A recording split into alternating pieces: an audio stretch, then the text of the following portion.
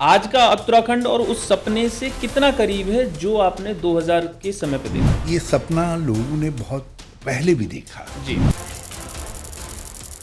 कांग्रेस के डिपार्चर के बाद या मेरे डिपार्चर के बाद फिर से वही उत्तर प्रदेश का मॉडल जो है हावी। क्या मैदानी बनाम पहाड़ी गैप आज भी है ऐसा? Not at all. जी। दिक्कत यह है कि गाँव में नहीं पहुंच, सड़कें पहुंच गई, स्कूल पहुंच गए, अस्पताल भी खुल गए, लेकिन सर्विसेज नहीं है। तो वहाँ के गांव घोस्ट विलेजेस होते रहेंगे जी। और पलायन बढ़ता रहेगा। तो कांग्रेस पार्टी का उत्तराखंड में लगातार कमजोर होना, क्या वजह है कि आपका अनुभव और लोकप्रियता भी पार्टी को बचा नहीं पा रही है? जाति ध्रुवीकरण बढ़ा। जी। तो मतलब उत्तराखंड, आप इस सरकार की तरफ इशारा कर रहे हैं, पिछली सरकारों की तरफ मैं इशारा कर रहे हैं? जब जातीयता की तरफ गया जी। तो उत्तराखंड को अचानक लगा यार ये तो हमारा उत्तर प्रदेश नहीं रहा। जब प्रधानमंत्री जी ने ये कहा दिवाली में बिजली नहीं और ईद में बिजली की जगमगाहट, कि शमशान घाट की तरफ कोई देख नहीं रहा है और कब्रिस्तानों के लिए पैसे ही पैसा लुटाया जा रहा है, चकाचक किया जा रहा है, तो उत्तराखंड के अंदर हमने कांग्रेस का 34% वोट बैंक बचा कर। और जिस दिन उत्तर प्रदेश में सांप्रदायिकता कमजोर हो जाएगी, अब यकीन मानिए उत्तराखंड में उस दिन कांग्रेस का परचम बहुत ऊंचाई पे बुलंद।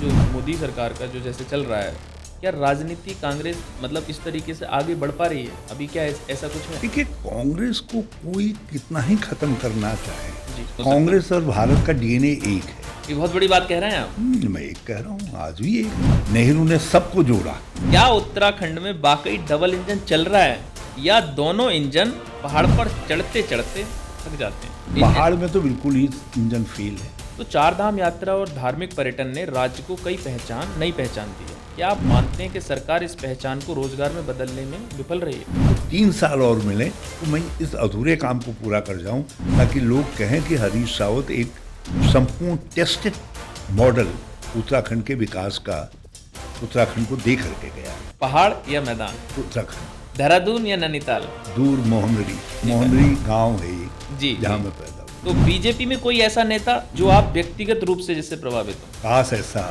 भूता।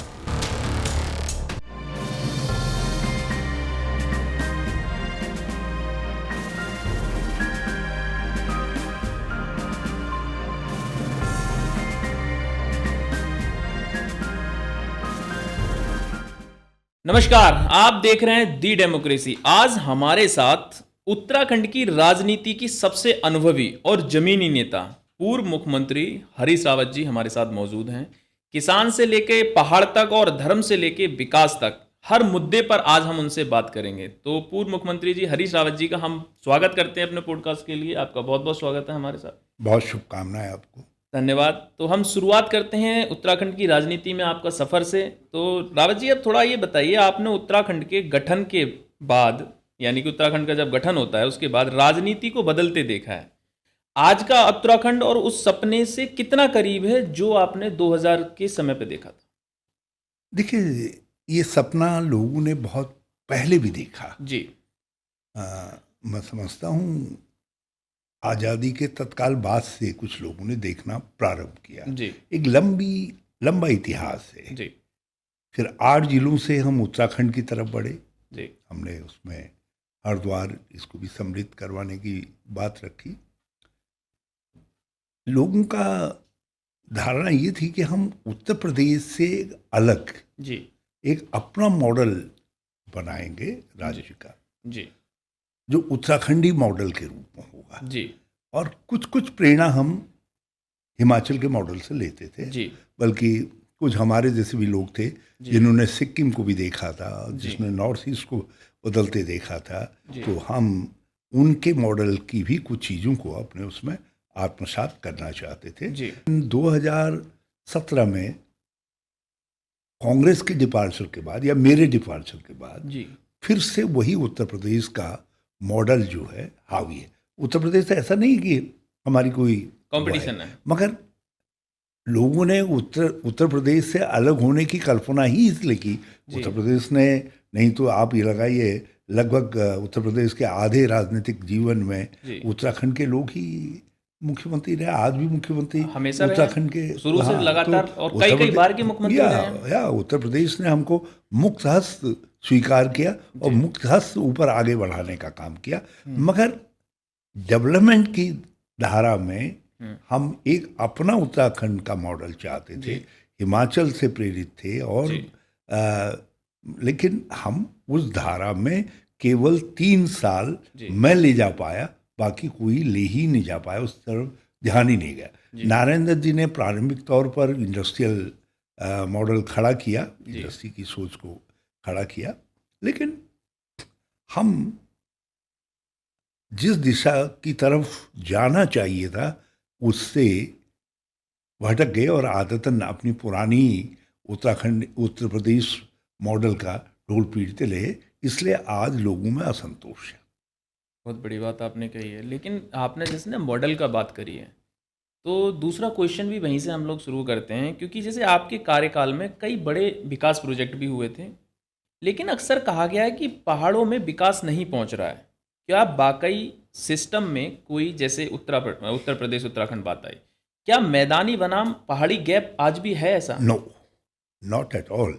जी, दिक्कत यह है कि गांव में नहीं पहुंच पाया, मतलब पहाड़ी क्षेत्र का जो गांव क्षेत्र आज भी जी जसपुर एक्सट्रीम मैदान है जी, लेकिन जसपुर के अंदर वहाँ की लोकल एक नदी के बीच में जो फंसा हुआ गांव है जी वो गांव अभी भी उसी हालत में है जी जो राज्य बनने से पहले था। जी उसी प्रकार से खानपुर के दूर दराज के कई गांव जी हैं, उन गांवों में वही स्थिति है। आज भी लक्सर के अंदर कुछ गांव हैं जो गांव गंगा के किनारे हैं, और जब मैंने तटबंध बनाया तो उसके बाद उनकी खेती कहीं पनप पाई, नहीं तो वो केवल एक खेती ले करके अपना जीवन यापन कर रहे थे। बड़ी भारी गंगदासपुर आदि दूसरे गांव जो है, तो दल्ला वाला, बाला वाला, ये सब बहुत सारे गांव हैं। तो इसलिए ये कहना कि जो हमारे मैदानी क्षेत्र है वो कुछ ज़्यादा गेन, वहाँ भी ग्रामीण क्षेत्रों में अब पूरा घाट का क्षेत्र है, वहाँ अब भी बहुत सारी चुनौतियाँ हैं। और पहली बार मैंने जब एक सड़क बनाई उसमें 14 पुल बनाए, नहीं तो उससे पहले वहाँ की ज़मीनों को कोई 50,000 रुपये बीघा और 1 लाख रुपये बीघा खरीदने को तैयार नहीं होता था। लोग बूझ के भाव अपनी ज़मीनों को बेचने का काम करते थे। आज अब थोड़ा बदली तासीर, लेकिन अब भी वहाँ बहुत कुछ करने को बाकी है। उसी तरीके से जो हमारे दूर दराज के, चाहे अल्मोड़ा, बागेश्वर, चंपावत, उत्तरकाशी, टिहरी, पौड़ी, रुद्रप्रयाग, हाँ भी बहुत सारे क्षेत्र ऐसे हैं, सड़कें पहुँच गई, स्कूल पहुँच गए, अस्पताल भी खुल गए, लेकिन सर्विसेज नहीं है, टीचर नहीं है, कहीं अस्पतालों में चिकित्सक नहीं है। मतलब विकास तो पहुंचा लेकिन उसको ऑपरेट करने के लिए सिस्टम नहीं। हाँ, कहने का मतलब ये है। आपने अब आज हालत ये है कि वहाँ भुताहा गांव, घोस्ट विलेजेस की संख्या बढ़ रही है। वाइब्रेंट विलेज का कितना बड़ा नारा ये दें, लेकिन उस दिशा में कुछ हो नहीं रहा, केवल नारे हैं, जुमले हैं, कुछ हो नहीं रहा है। तो जब तक हम अपने ये दूर दराज के गाँवों को एक छोटे प्रोडक्शन हाउस में नहीं बदलते हैं, वहाँ लोकल प्रकृति और परिवेश, वहाँ की मिट्टी, वहाँ की संस्कृति, वहाँ के इंटेलेक्ट, वहाँ की मैन पावर, उस सब का एक समन्वित मॉडल तैयार करके उस मॉडल के आधार पर हम आगे नहीं बढ़ते हैं, तो वहाँ के गांव घोस्ट विलेजेस होते रहेंगे और पलायन बढ़ता रहेगा, बेरोजगारी बढ़ती रहेगी और राज्य एक समस्याग्रस्त राज्य के रूप में आगे चलता जाएगा। यहाँ एक full stop, no to now old model, let's have अपना उत्तराखंडी मॉडल है। एक वहाँ की जनता, वहाँ के मिट्टी को जो स्वीकार्य है, वहाँ के परिवेश के जो अनुकूल है, जो वहाँ के लोगों की क्षमता के अनुकूल है, हमको उस मॉडल को आगे लेकर के आना पड़ेगा। चाहे वो ठीक है, तुमको हरीश रावत नाम पसंद नहीं है तो छोड़ दो उसको, हरीश रावत मॉडल को भूल जाओ। मतलब आपका कहने का मतलब है कि कांग्रेस नाम पसंद नहीं है तो कांग्रेस मॉडल 2014, 15, 16, 17 कुछ भूल जाओ, आप उसका नाम बदल दो, जैसा आप बदल रहे।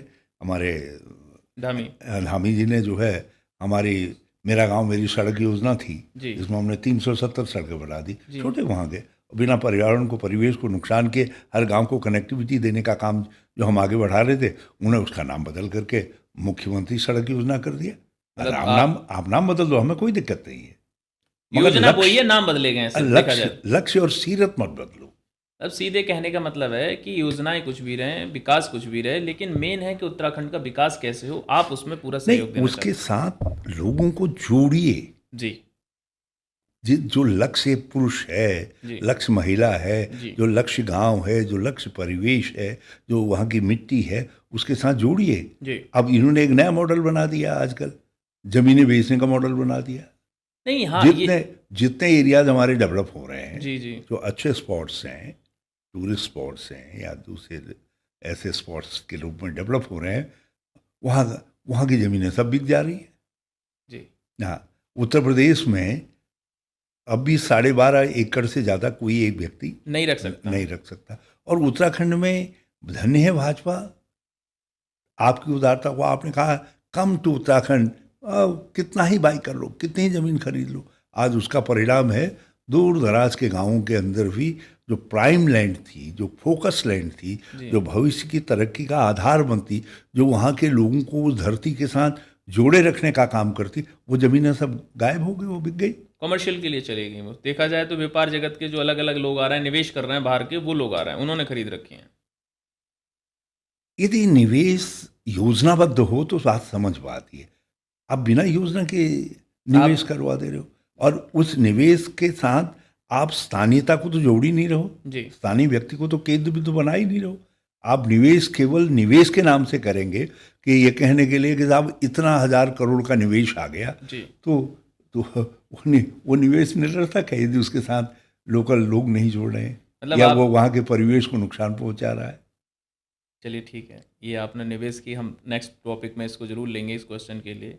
फिलहाल जो क्वेश्चन है, क्योंकि आपका नाम एक बहुत बड़ा नाम है उत्तराखंड की राजनीति में भी, और इस समय तो देश की राजनीति में भी। कोई हरीश रावत छोटा बड़ा नाम नहीं है, क्योंकि आपने ज़मीन पे काम किया है। आज भी आप सदर बिल्कुल सिंपल एक उसमें जाने जाते हैं, जनता के प्रति आपका बहुत झुकाव भी है, जनता भी आपको बहुत लाइक करती है।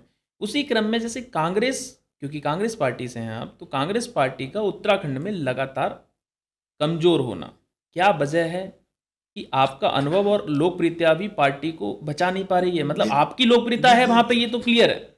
देखिए, आपने बड़ा ही गूढ़ प्रश्न जी उठा दिया जी। वैसे मैं इस प्रश्न का उत्तर देने के लिए सही पात्र नहीं हूं। जी जी जी, लेकिन फिर मगर भी चूंकि आप कह चुके हैं, पूछ चुके हैं, जी जी थोड़ा छिपा करके, जी जी, मैं पूरी बात नहीं कहूंगा। बिल्कुल बिल्कुल बिल्कुल, आप दो शब्दों में। जी, पहली बात यह है, जी, हम उत्तर प्रदेश और हमारी कुछ सांस्कृतिक साझी विरासत है जी, हमारे बद्रीनाथ, केदारनाथ, यमुनोत्री, गंगोत्री, जी, हमारा प्रयाग, हमारा हरिद्वार, जी, हमारी काशी, ये सब हमारी साझी है।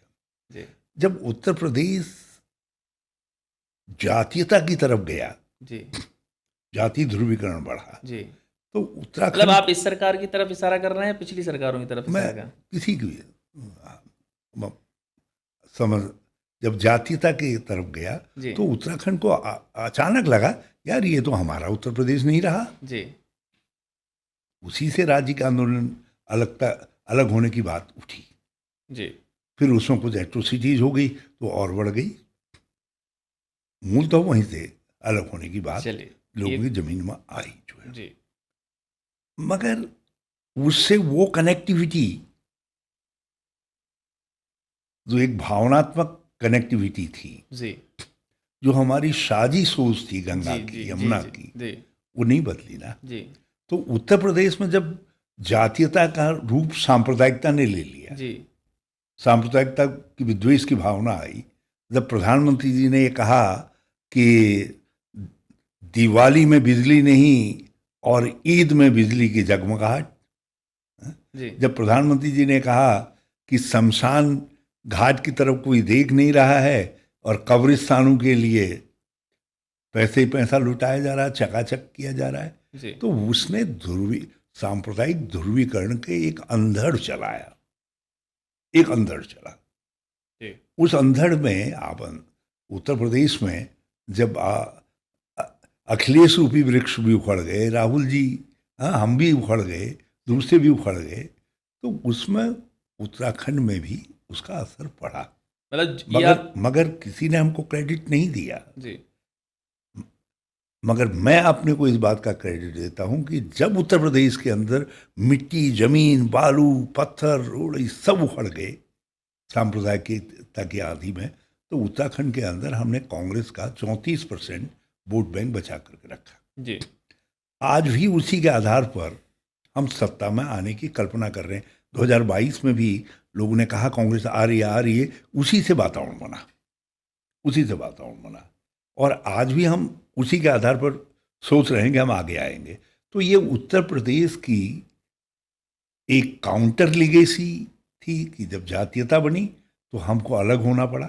जी। और जब आप सांप्रदायिकता की तरफ गए, उत्तर प्रदेश सांप्रदायिकता की तरफ गया, तो उसने हमको भी, हमारे वहाँ भी गांव गांव के अंदर वो सांप्रदायिक निगाह लोगों ने फैला दी और वो विद्वेष फैला दिया।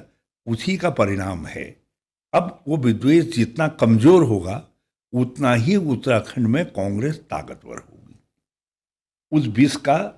उस विष को जितना हम कमजोर कर सकेंगे, अब कांग्रेस का और कांग्रेस के नेतृत्व का, जो हमारे स्थानीय नेतृत्व है, उसका दायित्व है कि उस विष को एक्सपोज करें। जी। उसके खतरे बताएं।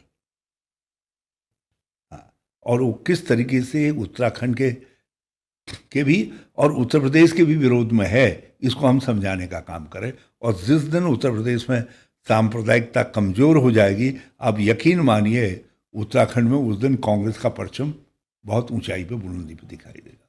एक राजनीतिक एंगल से सोचा जाए तो सीधे एक एंगल बताया कि आखिर कांग्रेस के कमज़ोर होने का कारण क्या रहा, सीधे।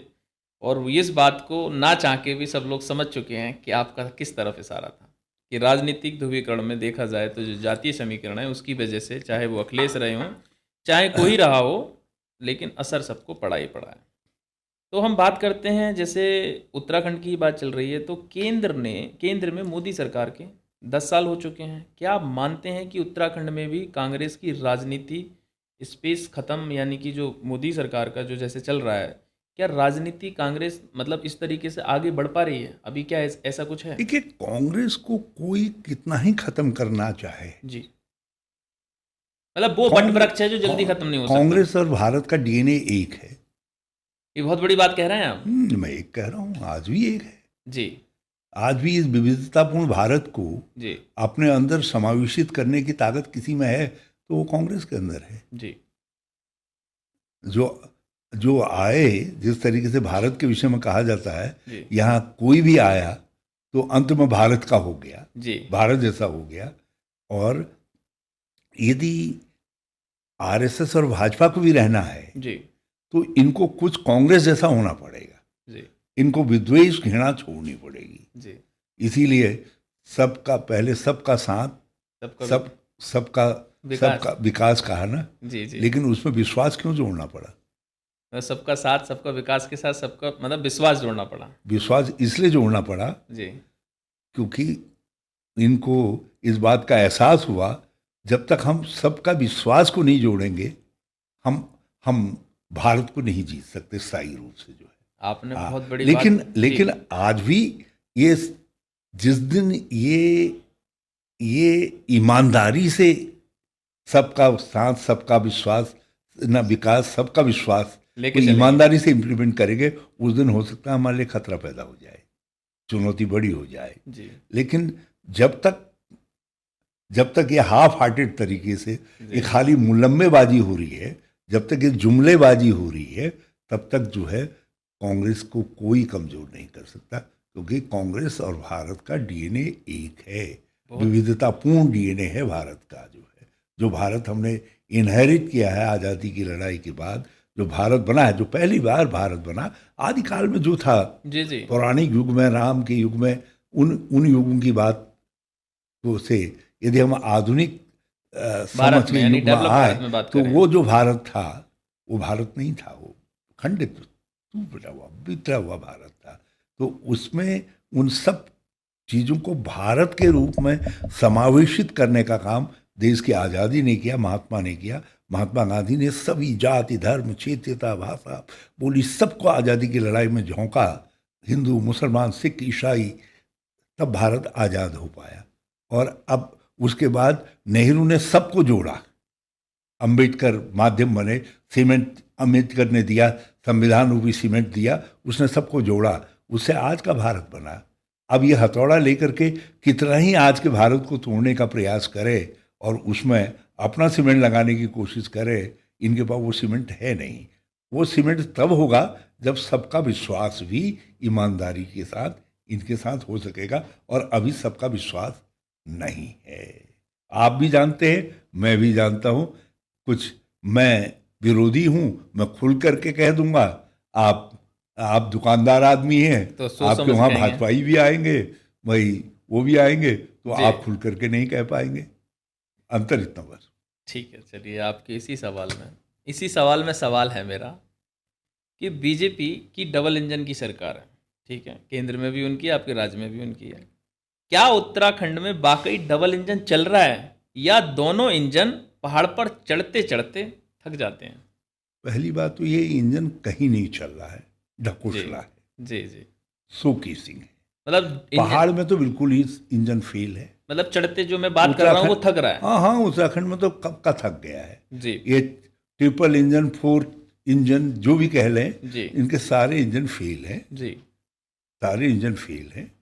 जब ये तो केवल एक नैरेटिव से, जी ये स्वाभाविक फ्यूल से नहीं चल रहे, एक फेक नैरेटिव से चल रहे हैं।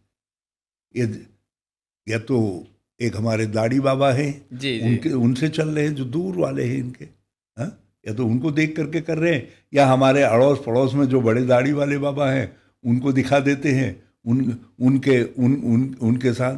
ये आप एक धर्म विशेष के खिलाफ, जी हाँ, जी उसको अपने प्रचार का माध्यम बनाए, जी तो इससे कोई इंजन चल सकता है? यदि वो वास्तव अर्थ में इंजन है, कोई इंजन नहीं है, ये ढकोसला है। जी इनका न सिंगल इंजन है न डबल इंजन है, ये खाली ढकोसला है। और ये इस समय घृणा और विद्वेष के फ्यूल से उत्तराखंड को भी चला रहे, उत्तर प्रदेश को भी चला रहे और देश को भी चला रहे। बहुत बड़ी बात आपने कही है कि डबल इंजन का एक जो मुद्दा है, जो हमेशा बीजेपी अपना नारा देती है, double engine triple engine, even मैं डबल इंजन की बात कर रहा हूँ। तो आपने जिस तरीके से बखूबी पूरे सवाल का जवाब दिया। अब बात, क्योंकि उत्तराखंड से ही मैंने कहा था शुरुआत में, उत्तराखंड से ही करूँगा और उत्तराखंड में ही बात करूँगा, क्योंकि अपकमिंग जो चुनाव है वो 2027 विधानसभा चुनाव आने वाला है। कि जैसे आप 2022 में भी रहे हैं, मुख्यमंत्री का चेहरा रहे हैं कांग्रेस की तरफ से, क्या हरीश रावत फिर से मुख्यमंत्री पद का चेहरा 2027 में होंगे? बिल्कुल नहीं, जी, बिल्कुल नहीं, बिल्कुल नहीं। मतलब आप 3 बार बोल रहे हैं। मैं केवल अब ढोल बजाने वाला ढोलची होना चाहता हूँ। जो हमारे 4-5 नेतागण हैं, जी ये जिम्मेदारी लें। जी। जैसे ये कौन है जिम्मेदारी, वो 4-5 नेता? श्री प्रीतम सिंह, जी श्री यशपाल आर्या, जी श्री गणेश गोदियाल, जी। हाँ, पीसीसी प्रेसिडेंट, और जी। दूसरे कुछ लोग हैं अच्छा, जो भी जो क्लेम इस कर समय रहे जो हैं। वर्किंग कई लोग, वर्किंग कमेटी जो है, 6-7 लोग हैं जी जी जो समझते हैं कि, और उनमें है कैपेबिलिटी, ऐसा जी, नहीं जी, है, जी। उनमें क्षमता है, उनमें चमक है, उनमें राज्य के लोगों को बांधने की ताकत है। जी तो इनमें से जो लोग भी सबको साथ लेकर के बांध करके चले, मैं उनके पीछे हूँ, उनके लिए ढोल पीटूंगा। और अब मैंने ये अपने दृष्टि से, देखो 2022 में मैं मुख्यमंत्री होना चाहता था। जी जी मैं सोचता था कि उत्तराखंड के लिए जो कुछ मैंने किया है, जी जो 5 साल में जिसको इन्होंने उल्टा कर दिया है, जी यदि मुझे 2.5-3 साल मिल जाएगा तो मैं उसको फिर पटरी पे ले आऊँगा, जी जी उत्तराखंड के डेवलपमेंट को फिर पटरी पे ले आऊँगा, और वहाँ की सोच को, वहाँ के लोगों के जो चुनौतियाँ हैं, जो सवाल हैं, उनको ठीक रास्ते पर ले करके आ जाऊँगा। जहाँ राजधानी होनी चाहिए वहाँ राजधानी होगी, जहाँ दूसरी चीज़ें होनी है वहाँ वो चीज़ें होंगी। तो ये सब एक करेक्टिव अप्रोच के लिए मैं 2022 में मुख्यमंत्री होना चाहता था, अब लोगों ने चुना नहीं।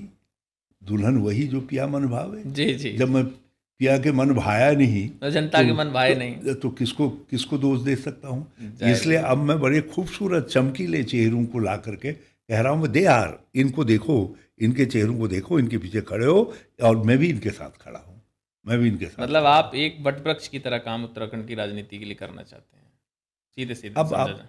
पत्रकार हैं, जी नारद आपके तो वैचारिक गुरु नारद हैं। जी जी नारद जी। को विचरण करने से, सोचने से कौन रोक सकता है? कोई रोक सकता है? तो जी। आपका अनुमान लगाने से मैं रोक नहीं सकता जी है? जी जी। लेकिन मैंने अपने लिए जो है, हमारे उत्तराखंड में और सभी जगह ढोल का बड़ा भारी महत्व है। जी। और ढोल बजाने वाले को लोग कहते हैं चाल दे गुरु करके। चाल मतलब उत्तराखंडी भाषा है कोई? हाँ, चाल दे गुरु, चाल देवरू। गुरु। जी तो जो है, जो जो भी नाचना चाहेगा, जो कुछ करना चाहेगा, जी। गांव गांव घूमेगा, कांग्रेस के संघर्ष को जोड़ेगा, लड़ाई में कार्यकर्ताओं को एक साथ लेकर के चलेगा, अपने सहयोगियों के साथ जोड़ बनाने का काम करेगा।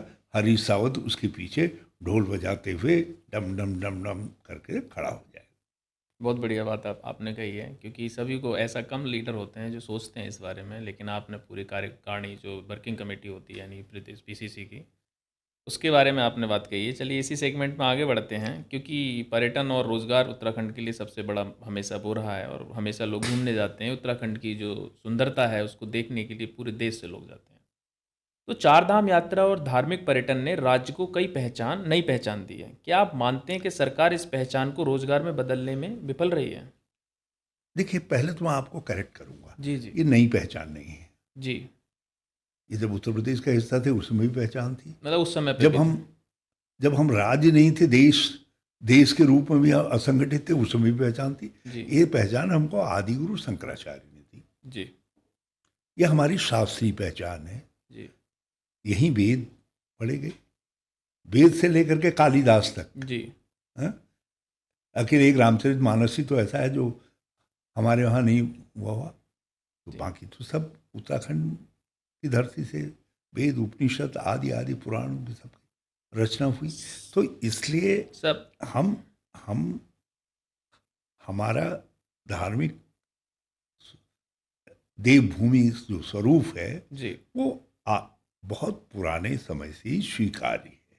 जी लेकिन हम उसका जो उपयोग होना चाहिए था, जी रोजी रोटी की बरकत में जो उसका उपयोग होना जी। चाहिए था, उसका जो सांस्कृतिक उपयोग होना चाहिए था, जी वो उपयोग को हम योजनाबद्ध तरीके से नहीं कर पाए। हाँ, अब कांवड़ यात्रा है, जी हम कांवड़ यात्रा को जिस तरीके से सिस्टमाइज तरीके से अर्थव्यवस्था के साथ लिंकअप किया जाना चाहिए था, नहीं कर पाए। अब जी। नंदा रात जात होती है हमारे यहाँ बहुत बड़ी, हर साल 12 साल में, हर साल भी होती है, 12 साल में भी होती है। नंदा को जब शिव जी से विवाह हुआ उनका, तो पर्वराज की पुत्री को उनको हर 12 साल में उनके लिए कुछ उपहार भेजने की परंपरा है। परंपरा तो है। बहुत बड़े 50, 60, 70, 1 लाख, 1.5 लाख आदमी तक आता है उसके अंदर, जो है जी दुनिया की सबसे बड़ी पैदल यात्रा है और सबसे लंबी और सबसे कठिन एरिया की पद यात्रा है। अद्भुत आकर्षण है, लेकिन उसको हम आजीविका के साथ नहीं कर पाए। उसी तरीके से हमारी 4 धाम यात्राएं हैं, दूसरे तीर्थ स्थल है। भगवान की कृपा से हर धार हर गाड़ में जो है कुछ न कुछ चमत्कार है लोगों का। तो इनको हम कैसे, इसीलिए मैंने कहा जी कि जो उत्तराखंडियत है वो इसके चारों तरफ मैंने नीटअप की। जी लेकिन मुझे बहुत कम समय मिल पाया। 1.5 साल रहा मैं, जब आपदा आ गई थी, केदारनाथ की भीषण आपदा थी, साथ सबसे इतनी दुनिया की सबसे बड़ी भीषण आपदा थी, बहुत बड़ी। अर्थव्यवस्था सब चौपट हो गई थी। जी 1.5 साल उसको ठीक करने में लग गया। जी 1.5 साल बाद जब मैंने ये सब शुरू किया, ये सब करना, जी तो भाजपा इतनी घबरा गई, उन्होंने मेरी सरकार ही गड़बड़ा दी। जी जब सारा दल बदल, सारे प्रयोग जो है, जो आज फैशन बन गया है, जी जो वो हमारे वहाँ से स्टार्ट किया उन्होंने, उत्तराखंड से।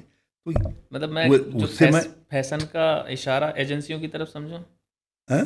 फैशन का इशारा एजेंसियों की तरफ समझूं। अब कुछ भी समझिए, लेकिन आज तो सभी राज्यों में दल बदल करवा दे रहे हैं। जी जी पहले दिन महाभ्रष्ट महापात की होता है, जी। दूसरे दिन जो है भाजपा की लॉन्ड्री में जाकर के साफ सुथरा होकर के डिप्टी चीफ मिनिस्टर हो जाता है, एमपी हो जाता है। तो ये सब है। तो हम हमारी सरकार को गड़बड़ा दिया। जी। मगर मैंने बहुत सारी चीज़ों को शुरुआत की। जी। इसीलिए मैंने कहा ना कि 2022 में मेरे मन में आकांक्षा थी कि मेरे लोग मुझको चुने, अवसर दें, तो सरकार बने, तो 3 साल और मिले तो मैं इस अधूरे काम को पूरा कर जाऊं, ताकि लोग कहें कि हरीश रावत एक संपूर्ण टेस्टेड मॉडल उत्तराखंड के विकास का उत्तराखंड को दे करके गया है करके। मैं वो नहीं कर पाया, लेकिन जिंदगी में दिल की हर मुराद पूरी हो, ये संभव नहीं, ये कोई आवश्यक तो नहीं है। जरूरी तो इस अधूरी मुराद के साथ हम भी इस दुनिया से चले जाएंगे। बहुत सारे लोग गए हैं, तो हम मेजॉरिटी के साथ रहेंगे, क्योंकि मेजॉरिटी जो है ऐसी रहती है जिसकी मुराद पूरी नहीं होती, तो हम भी उनमें से एक होंगे। जी जी।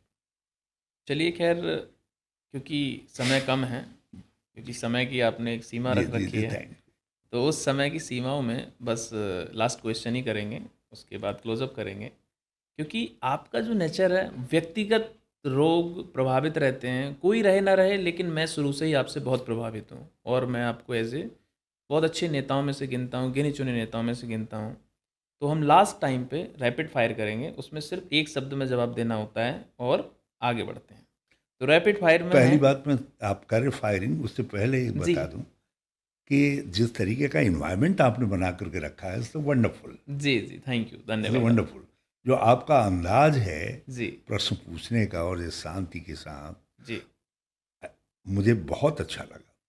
I feel encouraged. Thank you so यदि मच। बल्कि समय होता मेरे पास, नहीं, मेरे तो पास मैं- इतना समय आपके लिए, इतने सारे मैंने सोच के रखा था। मैं आधा- केदारनाथ के बारे में मैं डिस्कस आधा करना घंटा चाहता हूं। और आपसे बात करता। जी जी, मैं समझ रहा हूँ, मैं आपकी व्यस्तता को देखते रैपिड हुए। फायर का मैं उत्तर दूंगा, जी जी इस शर्त के साथ, जी। कभी आप मुझे फिर बुलाएंगे। अरे, मैं तब आपके आपसे तसल्ली 100%, हम 1-1.5 घंटे का उस दिन करेंगे, दोबारा आपको बुलाएंगे। मुझे बड़ा अफसोस है कि मैं कल भी आपको नहीं मीटिंग नहीं में नहीं, रखा, नहीं, आज हमें भी था। हमें अफसोस रहा कि हम आपको वहाँ से कलेक्ट नहीं कर पाए, तो हमारी भी गलती थी। तो ठीक है, हम आगे बढ़ते हैं।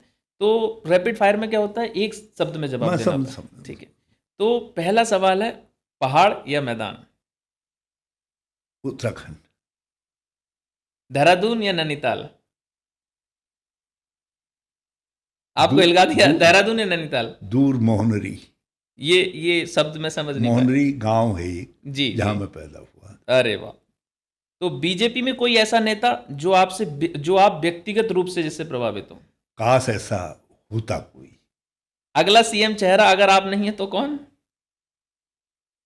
राहुल गांधी तय करेंगे। राजनीति के बाद जीवन कैसा देखना चाहेंगे? राजनीति के बाद जीवन कैसा देखना चाहेंगे?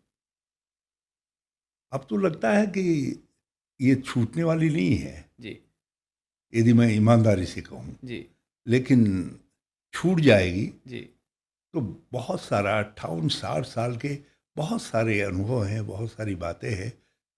मुझे लिखना थोड़ा पसंद है जी थोड़ा पसंद है, तो मैं कुछ लिखना चाहूँगा जी और कुछ अपने गांव के लिए जी कुछ करना चाहूँगा, जी कि वहाँ रह सकूँ, रह करके कुछ कर सकूँ। अब पता नहीं शरीर कितना आज्ञा देगा और कब तक ये रहेगा सब।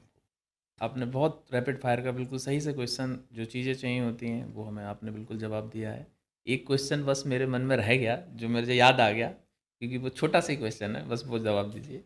जैसे हमने डबल इंजन की बात करी थी, आपने डबल इंजन को कहीं उत्तराखंड में डबल प्रॉब्लम बोला था, इसका मतलब क्या है?